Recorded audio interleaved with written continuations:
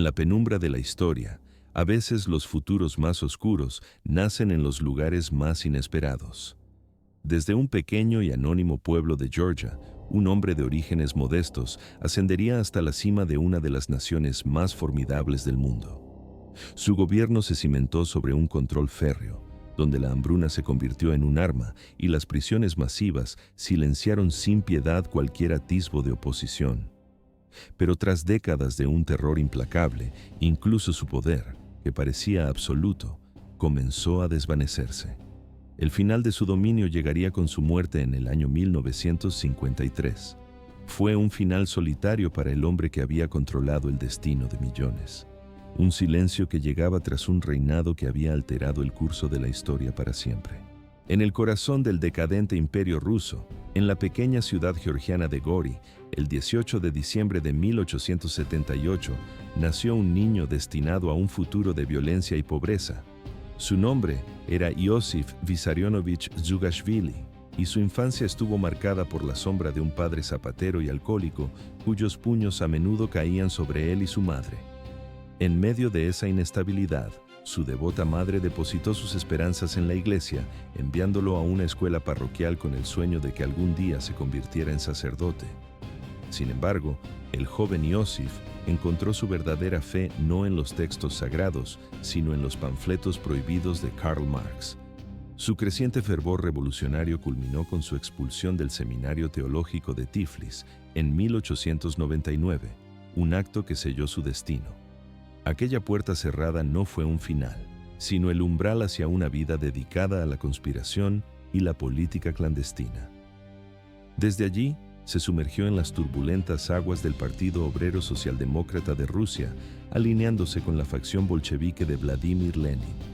Se convirtió en un organizador en la sombra, orquestando huelgas, atracos para financiar la causa y distribuyendo propaganda subversiva. Las repetidas detenciones y los brutales exilios a Siberia, lejos de quebrar su espíritu, lo forjaron en el frío implacable del norte, endureciendo su determinación hasta convertirla en un arma. Para 1912, había adoptado un nuevo nombre que reflejaba su nueva identidad: Stalin, el hombre de acero. Aunque carecía del carisma ardiente de revolucionarios como Trotsky y sus discursos no encendían a las masas, compensaba esa falta con una astucia calculadora y una crueldad política que sus rivales a menudo subestimaban. Tras la toma del poder bolchevique en la Revolución de Octubre de 1917, Stalin aseguró su lugar en el nuevo gobierno, un operador silencioso en medio del caos. En 1922, Lenin lo nombró secretario general del Partido Comunista, un puesto que en apariencia era meramente administrativo, una tarea de papeleo y organización. Pero Stalin vio en esa burocracia una red de poder. Con paciencia metódica, comenzó a tejer su telaraña, colocando a sus aliados en puestos clave y acumulando expedientes sobre sus rivales, llenos de secretos obtenidos mediante el espionaje y el chantaje. Hacia el final de su vida, un Lenin debilitado comenzó a percibir la verdadera naturaleza del hombre que había promovido. En lo que se conocería como su testamento, advirtió a sus camaradas que Stalin era demasiado rudo y ambicioso e insistió en que fuera destituido. Pero la advertencia llegó demasiado tarde. Tras la muerte de Lenin, en enero de 1924, Stalin se aseguró de que aquel documento comprometedor fuera enterrado, silenciado antes de que pudiera resonar en los pasillos del poder. La sombra del hombre de acero comenzaba a alargarse sobre toda la nación. En el vacío de poder que dejó Lenin, la ambición se movía en las sombras. Stalin, consciente del peligro que representaba el testamento de su predecesor, se aseguró de que aquel documento jamás ganara influencia entre los líderes del partido. En lugar de hacerse a un lado, inició una metódica campaña para hacerse con el poder absoluto. Primero, forjó una alianza con Grigori Zinoviev y Lev Kamenev para marginar a León Trotsky, a quien muchos consideraban el sucesor natural de Lenin. A Trotsky se le despojó de su autoridad militar y finalmente, en 1929, fue expulsado del país para siempre. Con su principal rival fuera de juego, Stalin se volvió contra sus antiguos aliados, Zinoviev y Kamenev, acusándolos de faccionalismo y logrando su expulsión del partido.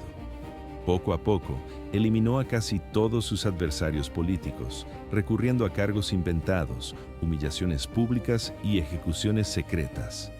Su control era ahora incontestable. Para 1928, la sombra de Stalin se cernía sobre el Partido Comunista y, por extensión, sobre toda la Unión Soviética. Ese mismo año, puso en marcha el primer Plan Quinquenal, un colosal proyecto económico diseñado para transformar al país de una sociedad agraria y empobrecida en una formidable potencia industrial. El plan se centró en un crecimiento vertiginoso, especialmente en la producción de acero, carbón y maquinaria pesada. Pero para ello, necesitaba un dominio absoluto sobre el alimento y el trabajo.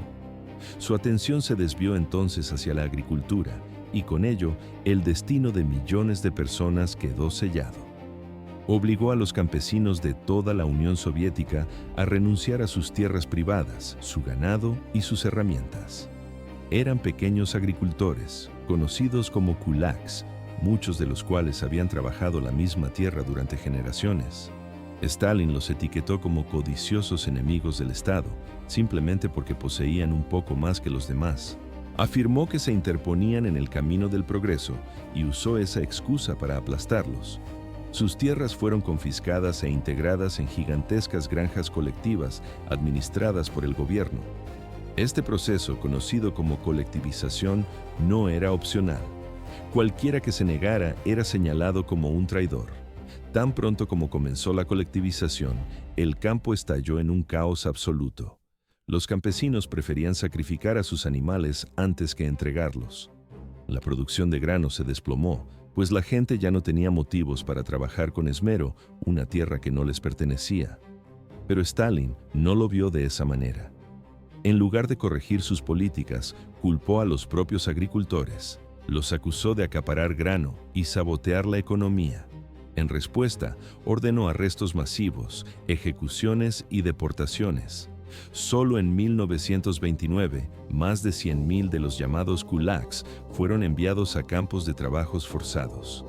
Miles más fueron asesinados en el acto o murieron durante el traslado. Familias enteras fueron destrozadas, los niños arrebatados de sus padres y aldeas completas vaciadas de la noche a la mañana. Stalin incluso impulsó una campaña de desculaquización, cuyo objetivo no era económico, sino la imposición de un control total. No había juicios ni segundas oportunidades. Una vez que alguien era etiquetado como kulak, su vida estaba terminada. Mientras tanto, el Estado soviético continuaba exigiendo exportaciones masivas de grano para financiar el crecimiento industrial, ignorando las advertencias de funcionarios y expertos locales sobre la creciente escasez de alimentos. Cuando una región no podía cumplir con las cuotas de grano, se enviaban tropas del Ejército Rojo para confiscar la poca comida que quedaba. Las casas eran allanadas, los graneros de almacenamiento vaciados por la fuerza. La gente se quedó sin nada que comer. El aire sobre las fértiles tierras de Ucrania se había vuelto pesado, cargado de un silencio antinatural.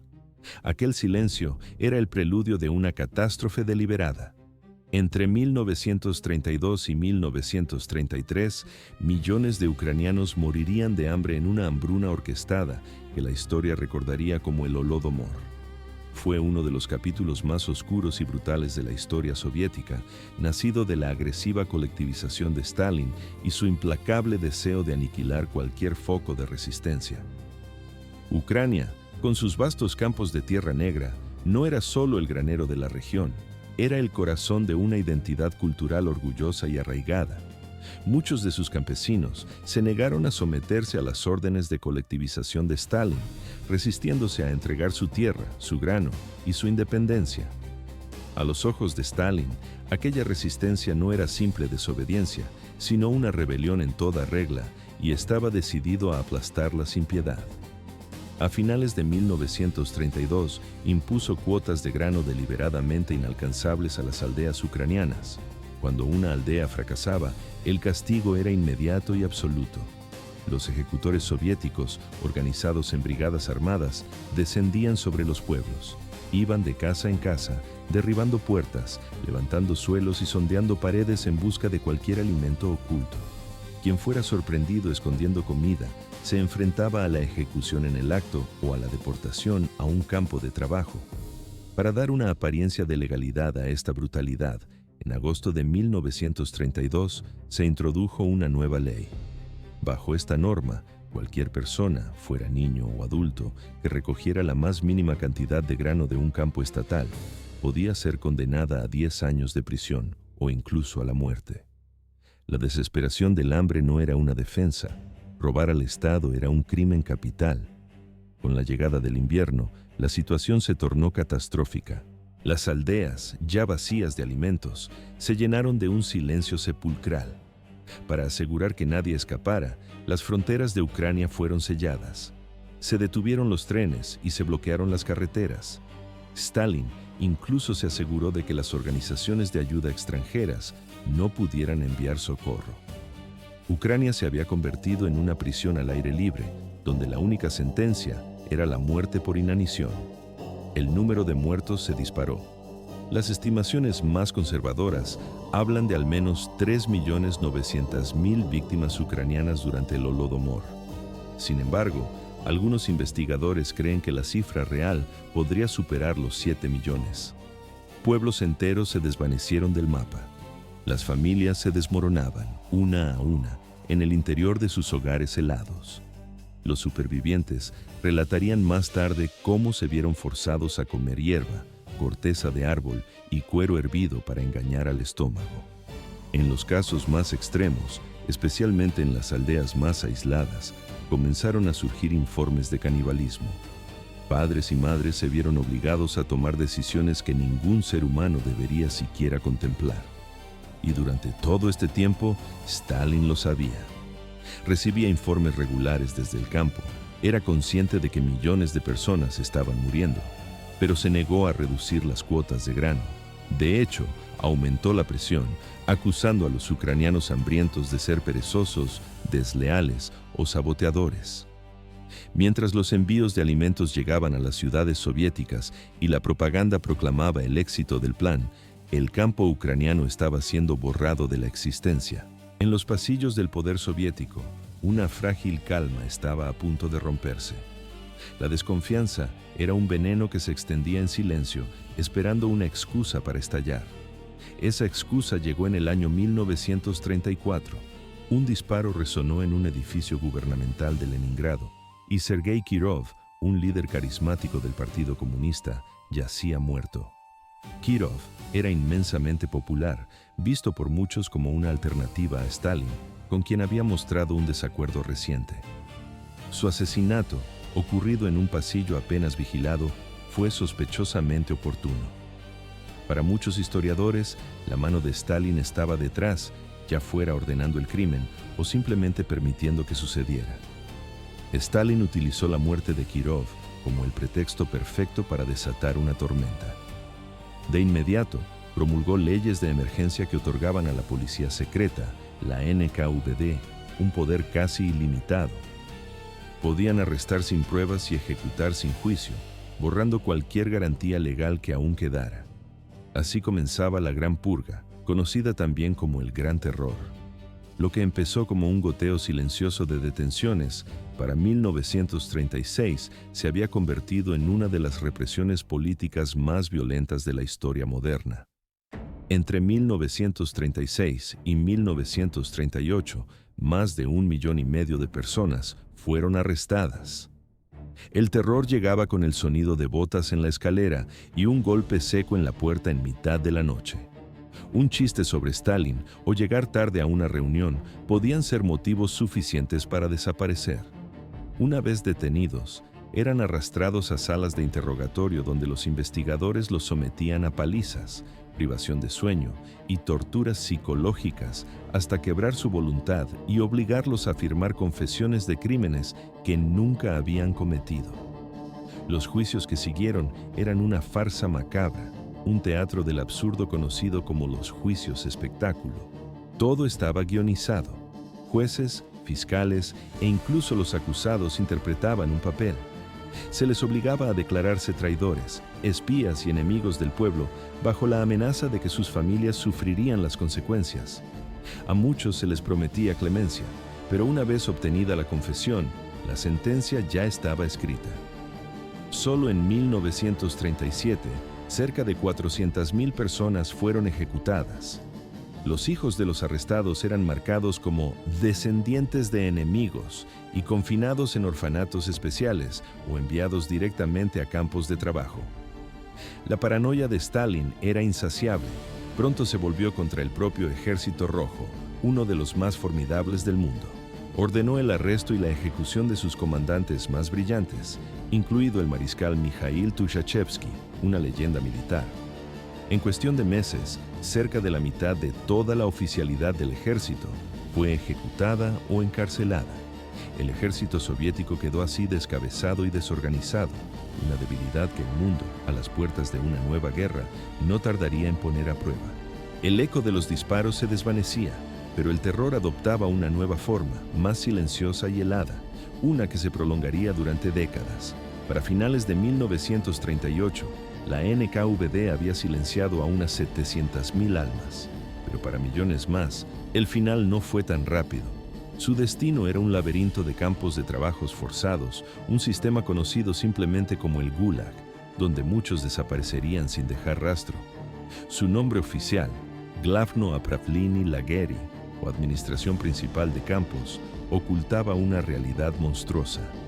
Era el brazo ejecutor de la policía secreta de Stalin, una vasta red de prisiones esparcida por los rincones más inhóspitos de la Unión Soviética.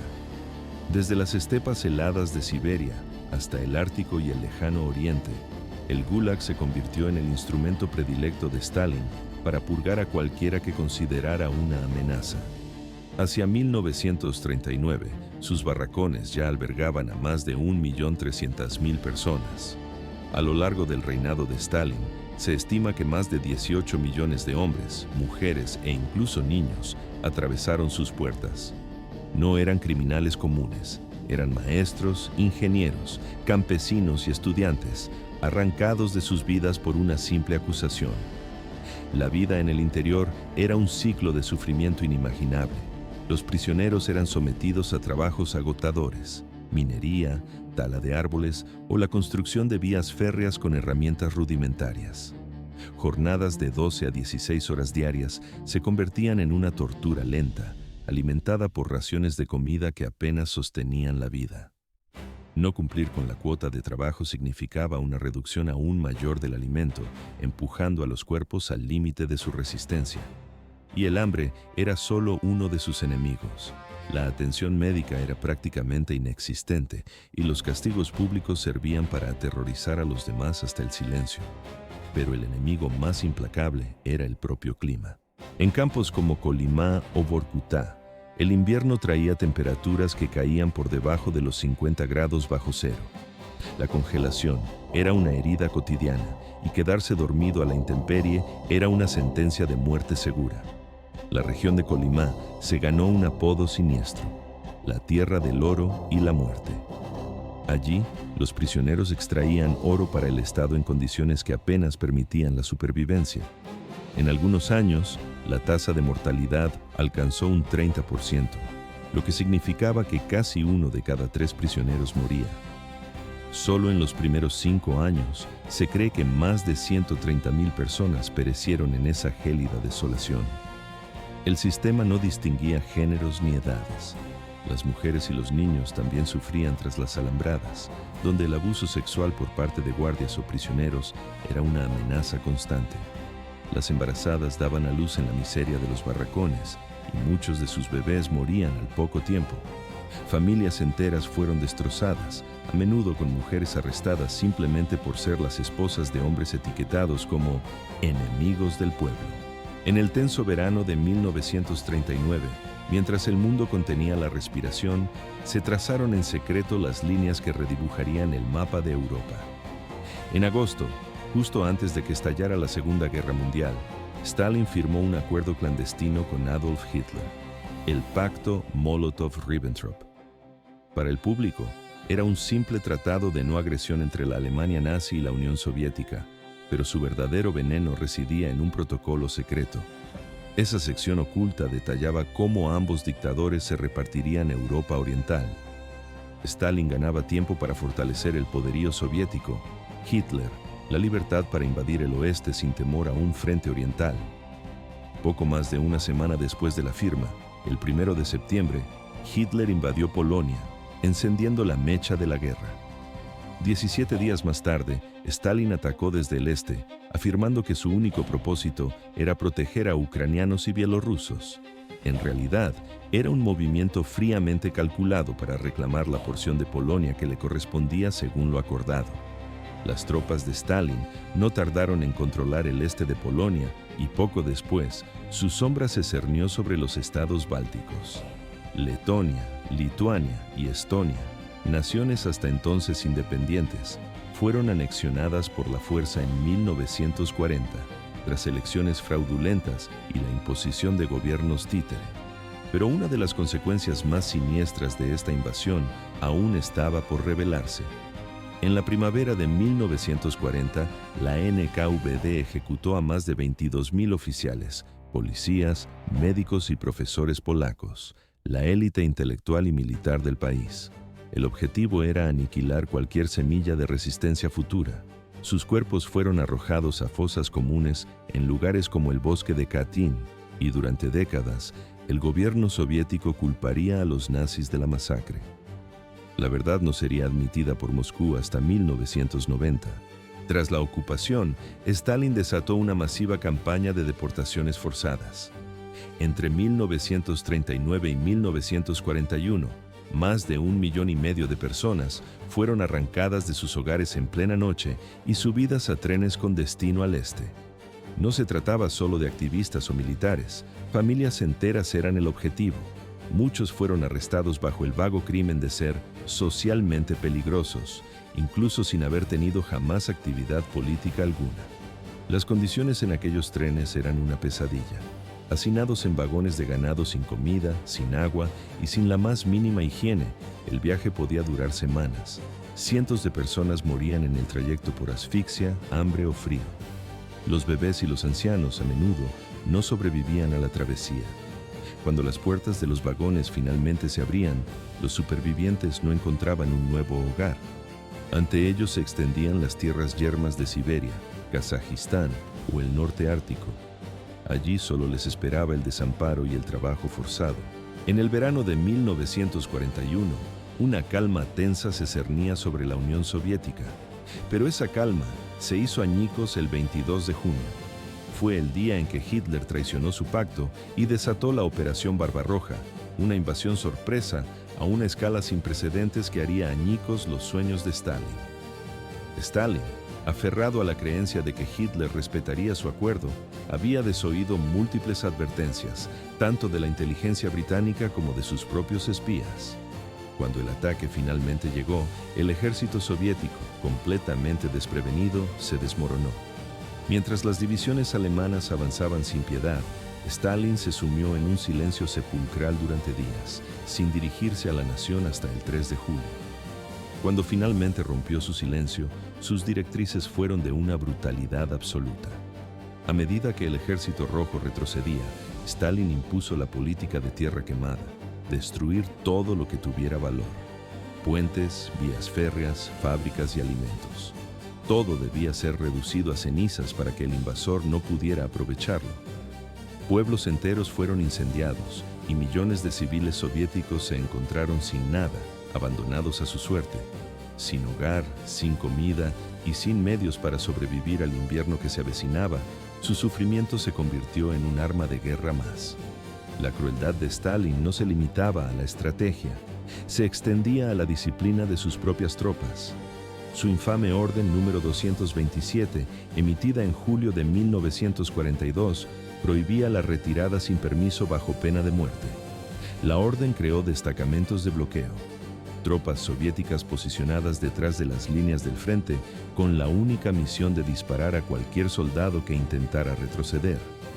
Solo en ese año, más de 150,000 soldados soviéticos fueron ejecutados por sus propios comandantes. Para Stalin, estas muertes no eran una tragedia, sino un sacrificio necesario en el altar de la victoria. Hacia 1944, mientras las fuerzas soviéticas comenzaban a hacer retroceder a los nazis, la paranoia de Stalin se volvió de nuevo hacia su propio pueblo. sin necesidad de pruebas, acusó a grupos étnicos enteros de haber colaborado con el enemigo. Entre el 23 y el 24 de febrero de ese año, las tropas de la NKVD irrumpieron en las aldeas de Chechenia e Ingusetia. Dieron a las familias apenas unos minutos para empacar antes de forzarlas a subir a vagones de ganado sin calefacción, con destino a un exilio incierto. En solo 2 días, cerca de 500,000 personas fueron arrancadas de sus hogares. Más tarde, ese mismo año, el terror se repitió, esta vez contra los tártaros de Crimea. Unos 200,000 fueron deportados en cuestión de días, bajo la misma acusación de colaboración. La ironía era cruel. Muchos de los acusados habían luchado valientemente en las filas del propio Ejército Rojo. Los registros soviéticos revelarían más tarde la magnitud de la tragedia. Casi la mitad de los tártaros de Crimea, alrededor del 46%, murieron durante el primer año a causa del hambre, las enfermedades y el frío. Sus hogares fueron entregados a colonos rusos y su cultura fue borrada del mapa casi por completo. El final de la guerra no trajo la paz, sino una sombra que se alargaba. Lejos de aflojar su control tras la victoria de 1945, Stalin lo intensificó, sumiendo a la nación en una nueva era de sospecha. Millones de soldados soviéticos que habían sobrevivido a los campos de prisioneros alemanes no encontraron un regreso a casa. En su lugar, fueron recibidos como traidores. Muchos fueron arrestados en el acto y enviados directamente a los gulags. Para Stalin, cualquiera que hubiera cruzado las fronteras soviéticas era un portador potencial de las ideas de Occidente, una infección que debía ser purgada. Esta paranoia alcanzó un nuevo y siniestro clímax en 1952 con una purga antijudía conocida como el complot de los médicos. Stalin acusó a un grupo de prominentes doctores judíos de conspirar para envenenar a los más altos líderes del Kremlin. Aunque no existía la más mínima prueba, muchos fueron detenidos, torturados y encarcelados. La campaña sembró una ola de terror por todo el país, alimentando un antisemitismo latente. Algunos historiadores creen que Stalin ya preparaba deportaciones masivas de la población judía, pero el 5 de marzo de 1953, el terror llegó a su fin de una forma inesperada. En su dacha cerca de Moscú, Stalin sufrió un derrame cerebral masivo. Sus guardias, paralizados por el miedo de entrar en su habitación sin permiso, lo dejaron solo durante horas. Cuando finalmente alguien se atrevió a entrar, lo encontraron apenas con vida en el suelo. Murió ese mismo día. Inicialmente, el régimen lo despidió como un héroe nacional. Sin embargo, solo 3 años después, en 1956, Nikita Khrushchev conmocionó al mundo. En un discurso secreto, expuso la brutalidad y los crímenes de su predecesor. Por primera vez, el pueblo soviético comenzaba a vislumbrar la verdadera magnitud de lo ocurrido. Para las familias de las víctimas, la verdad llegó demasiado tarde. Sus seres queridos ya habían sido ejecutados, exiliados o abandonados a su suerte en campos de prisioneros. Comunidades enteras habían sido borradas del mapa. Y aunque Stalin ya no estaba, las cicatrices que dejó en el alma de la Unión Soviética perdurarían por generaciones.